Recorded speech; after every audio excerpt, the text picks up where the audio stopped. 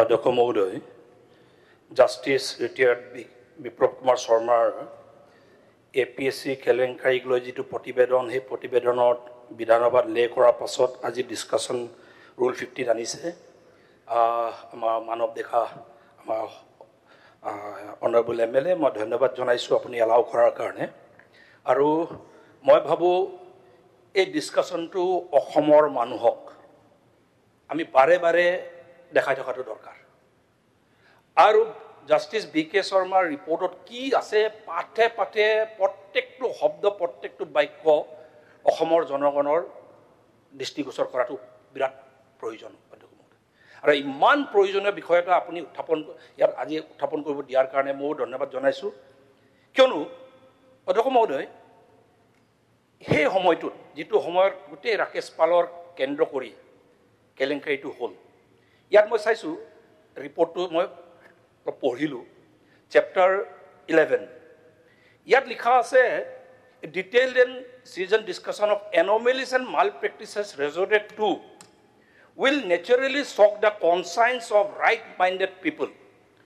Fraud, malpractice, and manipulation in conducting the examinations are beyond imagination. মানুহে ভাবিবই নোৱাৰে ইমান কলংক, ইমান কেলেংকাৰী। Beyond imagination.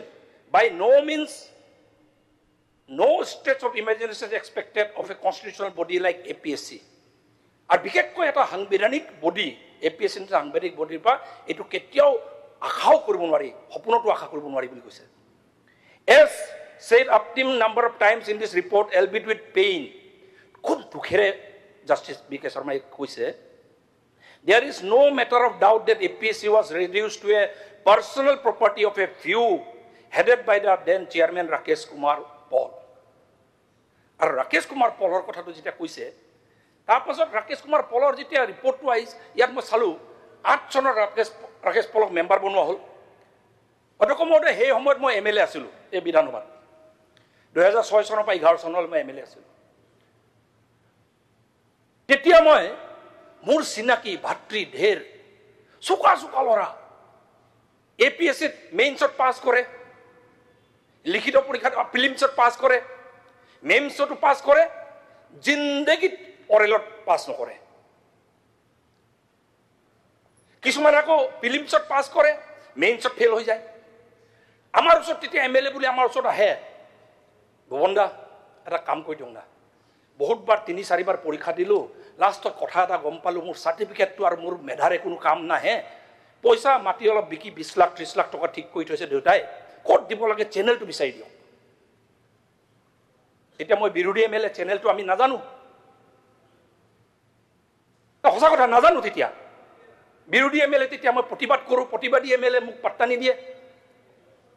কিন্তু আমি চবেই জানো তেতিয়া বিধানসভাৰ মজিয়াত চবেই জানো যে ৰাকেশ পাল মেইন মানুহ, ৰাকেশ পালক ধৰিলে কামটো হৈ যাব।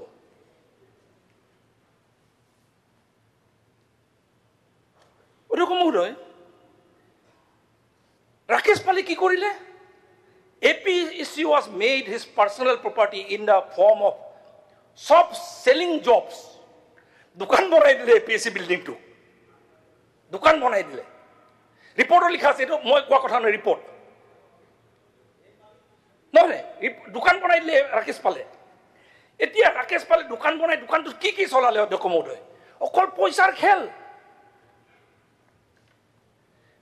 আমি ভাবি আছিলোঁ পইচাৰ খেল চলিছিলে অকল। 30 লাখ নহ'লে তেতিয়া আমি থাকোঁতে বহুত চিনাকি আপোনাৰ চোকা চোকা ল'ৰা। আৰু মোক যদি সোধে, এই আপুনি অধ্যক্ষ মহোদয় ইয়াত লিখাটো, Rakesh Pal used to have illicit relationship with some lady candidates. তাৰপাছত কি লিখা আছে অধ্যক্ষ মহোদয়? They became part and parcel of his life and used to stay in the Paul's residence throughout the day. Sri Paul's wife and mother were well aware of such illicit relations, thus were mentally disturbed. মাক আৰু ঘৈণীয়েক mentally disturb হৈ গৈছিলে।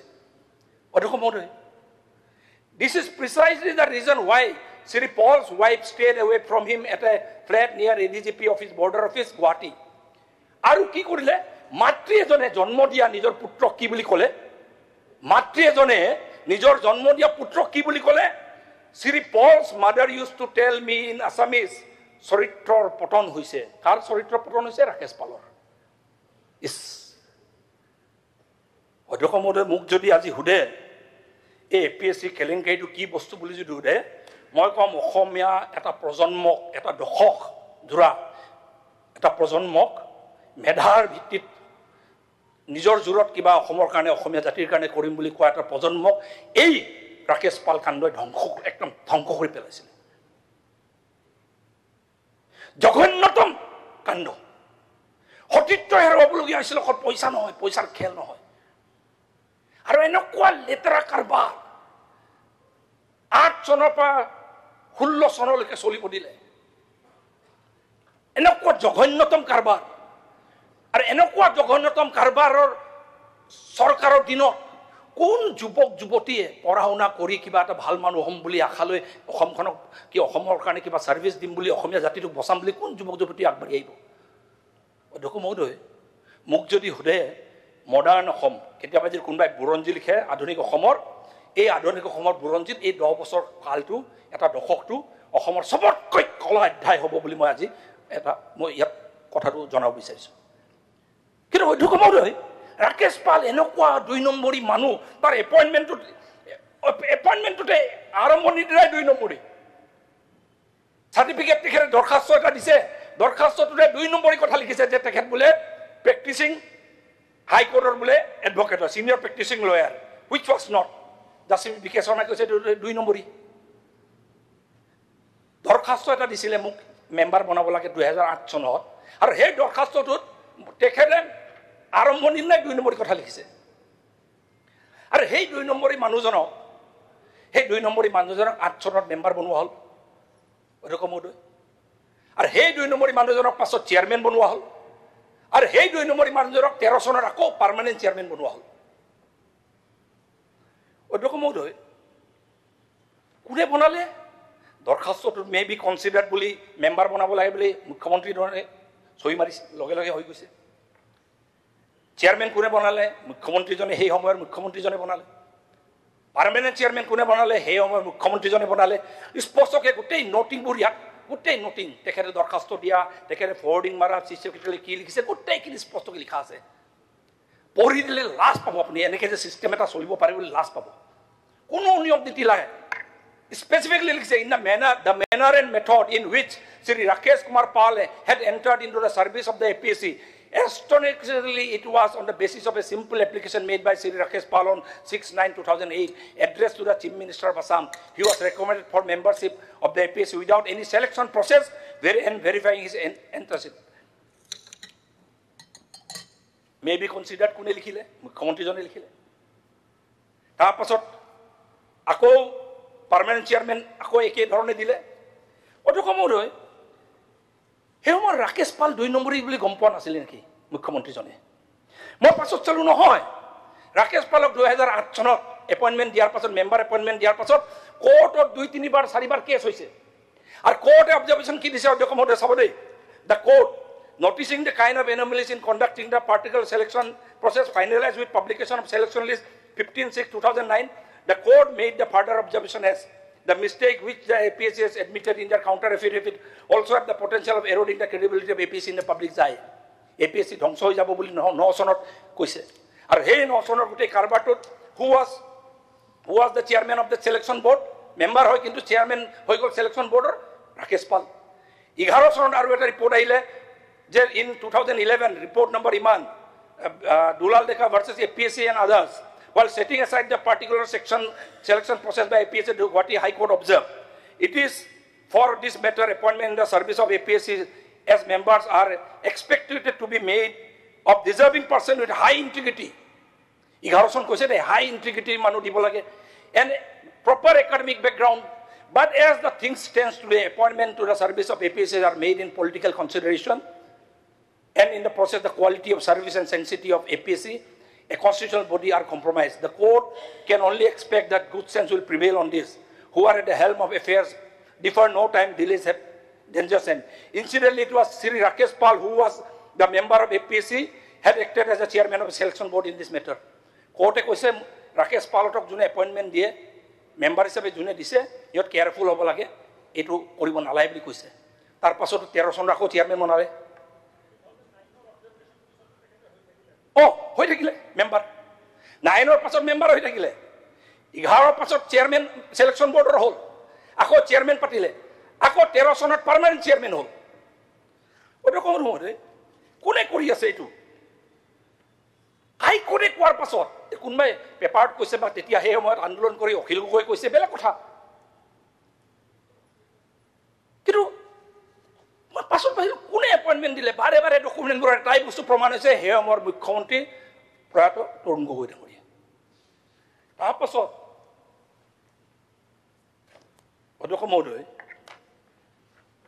কথাবোৰ শুনিলে বেয়া লাগে appointment দিয়াৰ প্ৰসেছটোত কেনেকৈ হ'ল মিগেন আমাৰ শইকীয়া মানুহজনে ভেটেৰিনেৰী ডিপাৰ্টমেণ্টৰ সাধাৰণ এজন অফিচাৰে মুখ্যমন্ত্ৰীৰ সপ্তাহে সপ্তাহে ৰাকেশ পলক লৈ গৈ আৰু সপ্তাহে সপ্তাহে লৈ গৈ কি কৰিছে that would be around February 2013 Rakesh Pal used to visit CM along with me almost every week Sri Paul kept on requesting me to pursue the CM to make him permanent APSC chairman during such visit Sri Paul used to carry gifts for the CM প্ৰত্যেক সপ্তাহে সপ্তাহে visit কৰে আৰু প্ৰত্যেক সপ্তাহে সপ্তাহে উপহাৰ লৈ যাব লৈছে এতিয়া উপহাৰটো কি বস্তু ৰাকেশ পাল আৰু তেতিয়া সিহঁতে জানিব তাৰপিছত I know during CM sons Sri Gaurav Gogoi's marriage Sri Paul had given gold ornaments such as chains rings bracelet etc for his son during what such visit to CM I told CM about the request of Sri Paul to make him permanent APSC chairman the CM asked me to wait for some days with assurance of doing the needful. Our visit to CM continued in one such visit. CM told us that he has already instructed a personal department to put up the file pertaining to making Sri Rakesh Pal permanent chairman of APSC. Process of সপ্তাহে সপ্তাহে যায় সপ্তাহে সপ্তাহে gift লৈ যায় তাৰপিছত এই আপোনাৰ সোণ খাৰু চেইন এইবোৰৰ পাছত তাৰ কিছুদিনৰ পাছত এমাহৰ ভিতৰত এপইণ্টমেণ্টবোৰ হৈ গৈছে চেয়াৰমেন হিচাপে পাৰ্মানেণ্ট চেয়াৰমেন অধ্যক্ষ মহোদয় এই জঘন্য ৰাকেশ পাল জঘন্য মানুহ সতীত্ব হৰণ কৰিছে আমাৰ উঠি অহা যুৱ চামৰ আমাৰ মহিলাকো এৰা নাই অসমীয়া মহিলাকো এৰা নাই সেইজনক কোনে এপইণ্টমেণ্ট দিছে বাৰে বাৰে কোনে ৰক্ষণাবেক্ষণ দিছে সেইজন সেই সময়ৰ মুখ্যমন্ত্ৰী আৰু সেই সময়ত অসম চৰকাৰ কাৰ আছিলে কংগ্ৰেছ পাৰ্টি সেই সময়ত কেন্দ্ৰত কাৰ চৰকাৰ আছিলে ইউপিএ চৰকাৰ কংগ্ৰেছ পাৰ্টি চৰকাৰ ৰাজ্যত কাৰ চৰকাৰ আছিলে ইউপিএ চৰকাৰ কংগ্ৰেছ চৰকাৰ ওটুকো মই কথাটো বুজি পোৱা নাই কংগ্ৰেছ চৰকাৰে 10 বছৰ এইজন কলংক মানুহটোক কিয় মুক্তভাৱে এই লুণ্ঠন চলাব দিছিলে অসমীয়া জাতি গঠন প্ৰক্ৰিয়াত সবতকৈ ডাঙৰ যুৱ চামক যদি ধ্বংস কৰিছে এই ৰাকেশ পাল আৰু সেই সময়ৰ কংগ্ৰেছ চৰকাৰ ওটুকো মই কথাটো বুজি পোৱা নাই এনেকুৱা কলংক কংগ্ৰেছ পাৰ্টি কংগ্ৰেছ চৰকাৰ সেই সময়ত এই কলংকটো চলাব দিয়া কংগ্ৰেছ পাৰ্টিৰ লগত এতিয়া কিছুমান কমিউনিষ্টে আৰু জাতীয়তাবাদী লগ খাই অসমীয়া জাতিক বচাম বুলি ৰিজৰ্ট পলিটিক্স আৰম্ভ কৰিছে সোণাপুৰৰ নিচিনা জেগাত চেম অসমীয়া জাতিক বচাব লাগিছে বুলি কৈছে অসমীয়া জাতিক কেনেকৈ বচাব কেনেকৈ উত্তেজিত কৰি সদনৰ আজি 4 অনা অনুলোৱাকে 1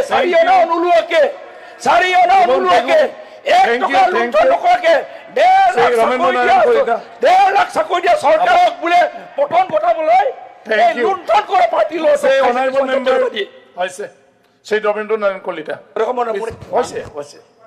হৈছে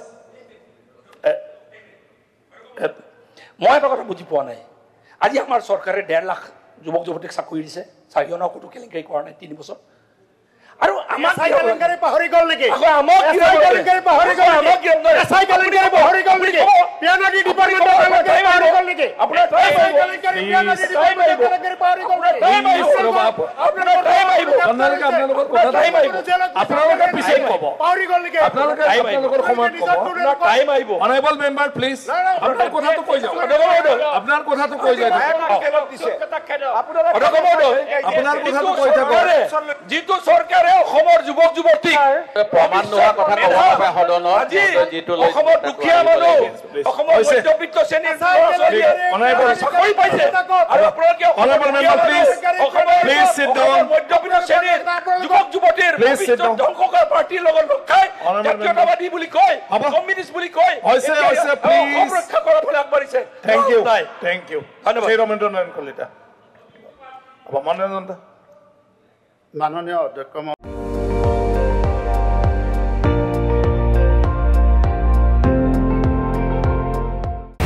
আপুনি চাই আছে ND24 সৰ্বশ্ৰেষ্ঠ নহয় সৰ্বোত্তমৰ দৌৰ